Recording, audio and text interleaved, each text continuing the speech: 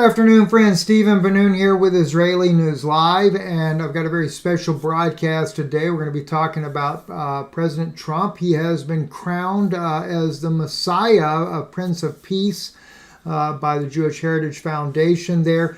But we're starting tonight at the latest in the morning our series. We had to change the series from what I was going to do because I may end up being a witness in one of the cases there on this Mena, Arkansas program I was going to do, but we're going to do the Kennedy assassination instead. I do have a special guest that I will be bringing on. The first interview, though, may be myself and some of the insights that I have on this as well, but that will begin tonight. And so you definitely want to see this, be a part of it. It's our series there on Patreon that we'll be doing.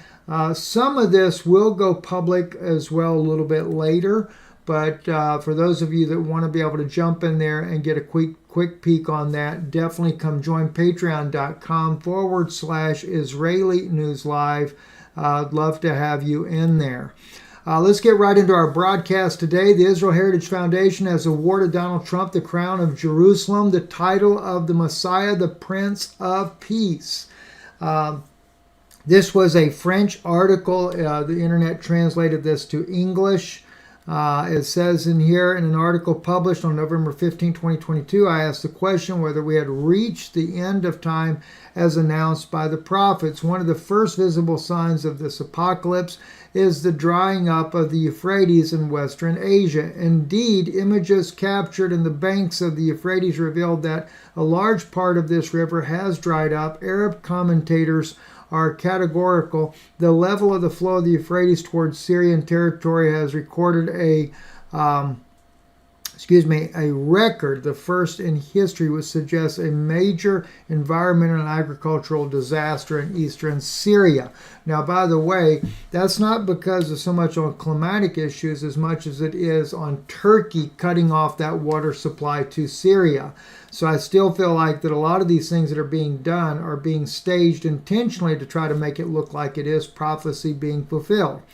And but this whole issue, though, about Trump and this Prince of Peace, crowning him as the Messiah, could very well play into a very dangerous thing that I wanted to share with you. And I want to go to that Trump coin there and just show you that. They depict Trump's image next to Cyrus's image. And of course, we know that Cyrus was the very king there that brought about the decree to build, he as well as Artaxerxes, Darius, they all played a pivotal part in this, of the building of the temple, the second temple. And those of you that recall, I actually did a message on this from the prophet Daniel. And because a lot of people don't even pay attention to what's really going on, and this could very well be fulfillment of Scripture. In Daniel 7:25, we read here, and he shall speak words against the Most High. Literally, in the Hebrew language, he speaks the words as if he has authority over the Most High, and shall wear out, and that's mentally wearing them down, the saints of the Most High, the Christians, wearing them down mentally by getting them to believe all this Cyrus Scofield doctrine that Israel is to build a third temple. And then it says, he shall think to change the season and the law. That's literally in Hebrew, zamin, which the King James translates that more accurately. The times, that's what it is. Zamin is times. That's right here. Let me just show you here on the screen for you. There it is in the dark blue, zamin. That's times. Vedat. Vedat comes from a Persian word, and that would be what the king of Persia or the king of modern day Iran said back then, that would be he would change the decree. So it's an Antichrist figure. Many scholars believe this is the Antichrist that will come along, that will think that he can change the timing of the decree. In other words, Artaxerxes, Cyrus, and Darius, specifically from the Cyrus scroll there, he determined that Israel was to return 2,500 years ago, build the second temple, build the second temple, and put back up Jerusalem, rebuild Jerusalem and the temple. Now, he may not have known it, but he was doing it because the true Messiah, Jesus Christ, was coming. Ishu, as I discovered also in the Hebrew language, that I believe his name should be called Ishu or Ishua, not Yeshua or Yahushua, but Ishu. That's, again, conjecture. That's just a little observation that I made of my own. I can't say that that's correct, but I find that fascinating, and it goes more in line with the Latin and the Greek Isa, which means he saves, rather than Yah saves, but he saves, because it directly speaks of the Son of God in that case. Now, as we look at this, though, this is where that Antichrist figure comes along, and of course the Antichrist figure has to be someone that the Jewish people believes is the Messiah. And now the Jewish Heritage Foundation is saying that Trump is being crowned the Prince of Peace. Now, I'm not saying that Trump is the Antichrist in what I'm sharing here with you, but what I am sharing with you is that I do believe he's going to be very pivotal in helping Israel build the third temple. So don't get that, I don't want to get that confused, because they've already made him look like he's Cyrus, given that decree to go forth. Because even though Cyrus gave the decree, the true Messiah, Jesus Christ, is the one that came about 500 years after it was built. So Trump being the one that gives a decree is much like that of Cyrus of old. Now, of course, the Jewish people believe that the Messiah will be pivotal in building the third temple, but it's only the Antichrist that has that pivotal role there. And so could he play that part? I don't really know the answer to that. I'm just wanting to share with you some very awkward things that I see happening right now in this article here that happened to pop up here. So let's take it down, though. Let's see. World Government Summit at New York City Hall 2017. It's going back in time there. Israel 365. We know that Trump was involved in all of this here. This here is where they did let's say the views continue. Okay. So this is the mold. Okay, this is the original mold of the second Cyrus Trump temple coin. And as you can see over here, let's see what we have. Okay, first of all, we have over here in Hebrew, Lemalot Shivim Shana, to fulfill 70 years. The original verse, to fulfill 70 years, is when the Jews went out to exile, to the Babylonian exile. They were there for 70 years.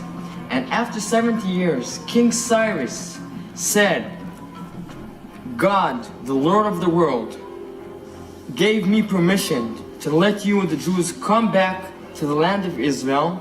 And look what he said. And he charged me to build him a house in Jerusalem. That happened about 2,500 years ago. 70 years.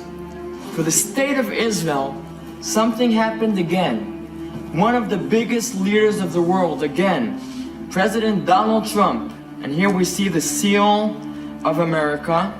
He again recognized Jerusalem as the capital of Israel, of the state of Israel, the people of Israel. And he also built a house in Jerusalem. But we don't want only the embassy. We hope, just as King Cyrus pushed us, the Jewish people, to rebuild the temple, we hope all the 70 nations and President Donald Trump, after he recognized Jerusalem as the spiritual, holy capital of the land of Israel, of the state of Israel, he will help us, the Jewish people, rebuild the third temple. And there you have it right there. So this is the reason why the Israel Heritage Foundation awarded Donald Trump the crown of Jerusalem. It says here on Monday, July the 10th, 2023, the Heritage Foundation honored the 45th President of the United States, now the 47th President, Trump, National Golf Club Bedminster in Bedminster, New Jersey, with the Keter Yerushalayim Award. The IHF, whose honorary chairman is Jerry Awatsky, was attending by the 150 Orthodox Jews. The event was hosted by the IHF Executive Vice President Dr. Joseph Frager, who has been a courageous and dedicated fighter for the Jewish state of Israel for nearly 50 years, and Executive Director Rabbi David Katz, a prominent Jewish community activist. We are deeply grateful to this person, the rabbi said, gesturing to Trump to his right. This is a man who cares not just about himself, but about the entire world, Katz said. Especially from the people of Israel and the Jews of America, the rabbi extended the blessing from Israel, his wishes for a long life, health, and peace to the president, his family, and all his friends. So they awarded him the Prince of Peace Award, crowning him this honor that they bestowed upon him. And, so it's very awkward that we're seeing and hearing about this at this point, because that lets you know we are moving certainly into a biblical time frame like never could have been imagined before. And I also find interesting, too, that during the presidency of Biden, things were just kind of a little tipsy-turvy, things like that. I think they did that intentionally as well. I believe they brought Biden in because if you remember, even though Cyrus had given the decree and the prophets had returned, even, what was it? It was, I believe it was, I can't recall now, Ezra and maybe it was Haggai, and they were there in Jerusalem, along with, of course, the different nobles that had went there. And then finally they said, look, it is thus saith the Lord that this temple is to be built. And it's when the prophets spoke in the name of the Lord that they began to build the temple. But yet they were there, they were examining everything for a couple of years there, or 3 years, whatever the case was, and never did anything. So I think this is one reason why they put Biden in office, was to delay that, to make it look like Trump comes back and now the decree will go forth. So there's a lot of biblical insight into this, and I want to make sure that you guys are aware of this. Hey, also in closing, let me share this here. This was a very interesting, by the way, I want to thank Charles for sending me that article there about the Messiah. Another brother, Ogna, sent me, let me just real quick check to see what we got here. That was Ingo, Brother Ingo from, I think Brother Ingo's in Germany, sent me this here. The UK military is involved, and has been from almost day one, inside of Israel in the Gaza Strip. First of all, I think we need to change the language about British taking out the Palestinian people. Horrible genocide. Let's listen in just for a moment. Involvement in the Gaza genocide. We are not complicit, we're participants. And we've been participants from the start. This is a tripartite genocide. It's US, UK, Israel. And it began basically immediately. So after October 7th, when the genocide began in earnest, I started looking at flights that were going from the UK based on Cyprus, which I'll talk about a bit more later. And I noticed that there were daily flights going of military planes, military transport planes. So they're called C-17s and A-400s. They're huge vehicles that can carry over 100 personnel, weapons, and other military equipment. And I started asking questions of the Ministry of Defense. And then some MPs started asking questions, and we were given no information about what those flights were for. Yeah. And then I started doing more and more stories, and they had to respond. And this was the dynamic that developed throughout the whole genocide, in that I would find information myself, which would push the government to have to release more. But anyway, they always said, oh, well, it's medical supplies and moving ministers to Israel. And you're sort of thinking, why do you need dozens of military flights to Israel, military transport flights, if you're just transporting a few ministers? There were only a few ministers that had gone at that point, or medical supplies. Didn't make any sense. Still doesn't. We still don't know really what were on those flights, and we have no press that's pushing the government to do that. You're not going to have the press pushing the government, because if Israel is controlling the press in both the United States and the UK, then we're not going to see it. These were those transport planes that he was talking about from Cyprus, which is not very far, based there in Cyprus, over to Israel. So, let's listen to this one other little short clip there, and then we'll wrap it up here. They didn't say where they were going from. They didn't say how long they were in the air, and they didn't say what they were doing with the intelligence or what departments of the Israeli regime they were sharing it with. But I, again, independently found how many flights were going, and it was often 2 times a day. And these are flights that are going in the air for 6 hours over Gaza, collecting intelligence the whole time, and then sharing it with the Israelis, and we don't know how that's being shared. In December, the government announced... There you go there. So, and we have seen those different flight pattern footages and stuff that have been shared out there. So it's just really, really disturbing to see. And I've heard as high as 250,000 Palestinians have been killed since then, that this quote-unquote official number is not the real official number of Palestinians. And I think it's 60 to 70% are women and children that are being killed during this. So it is truly a genocide of momentous proportions.